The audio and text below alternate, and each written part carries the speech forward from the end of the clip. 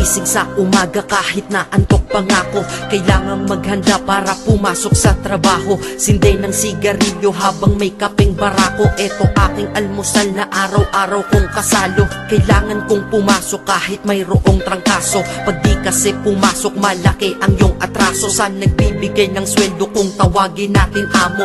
Kailangan doble kayod para amo ay maamo. Sa sobra mong trabaho parang ang sama-sama mo. Sa iyong anak na di mo na laging maasikaso. Kailangan yung buksan ang isipan na sarado. Sa buhay minsan talo at hindi laging panalo.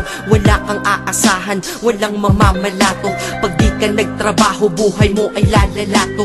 Kahit pagod ka na ang sinasabi mo wala to. Mahirap ang mabuhay, anong magagawa ko? Kailangang magtrabaho upang mabuhay sa mundo. Kung di ka magsisi